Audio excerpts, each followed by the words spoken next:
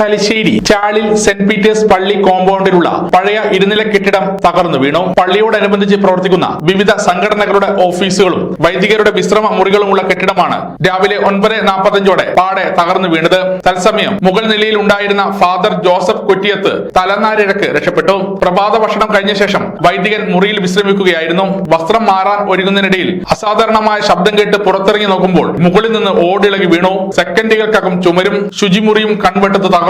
ദൈവകൃപയാൽ നിന്നിടത്തു നിന്നും പെട്ടെന്നുടനെ പുറകോട്ട് മാറിയതിനാൽ ദുരന്തത്തിന് ഇരയായില്ലെന്ന് ഫാദർ ജോസഫ് കൊറ്റിയത്ത് വിവരമറിഞ്ഞെത്തിയ മാധ്യമ പ്രവർത്തകരോട് വെളിപ്പെടുത്തി. ചെറുപുഴ മടക്കാംപൊയിൽ സ്വദേശിയായ ഫാദർ 2 മാസം മുമ്പാണ് ചാലിൽ പള്ളിയിൽ ചുമതലയേറ്റത്. മുകൾ നിലയിലെ ശുചിമുറി അടക്കം തകർന്ന് കല്ലും മണ്ണും ഓടും വാരികളും താഴെ വീണതോടെ അടിയിലുള്ള സ്റ്റോർ മുറി, JJ ലൈറ്റ് ആൻഡ് സൗണ്ട് മുറി, തൊട്ടടുത്ത മതിൽ എന്നിവയും തകർന്നു. അവശിഷ്ടങ്ങൾ റോഡിലേക്ക് പതിച്ചു. സെന്റ് പീറ്റേഴ്സ് സ്കൂൾ ഉൾപ്പെടെ ചർച്ച് കോമ്പൗണ്ടിൽ പ്രവർത്തിക്കുന്നുണ്ടെങ്കിലും സ്കൂൾ പ്രവൃത്തി സമയമല്ലാത്തതിനാൽ മറ്റ് അപായങ്ങൾ സംഭവിച്ചില്ല. വിവരമറിഞ്ഞ് ഓടിയെത്തിയ പരിസരവാസികളും നാട്ടുകാരും പോലീസും അഗ്നിരക്ഷാ സേനയും രക്ഷാപ്രവർത്തനം നടത്തി. സ്പീക്കർ അഡ്വക്കേറ്റ് AM ഷംസീർ, നഗരസഭാ chairperson KM Jamuna Rani teacher, vice chairman MB Jayarajan, വാർഡംഗം ഐറിൻ സ്റ്റീഫൻ, സമീപ വാർഡുകളിലെ കൌൺസിലർമാർ, വിവിധ രാഷ്ട്രീയ പാർട്ടി നേതാക്കൾ തുടങ്ങിയവർ സ്ഥലത്തെത്തിയിരുന്നു.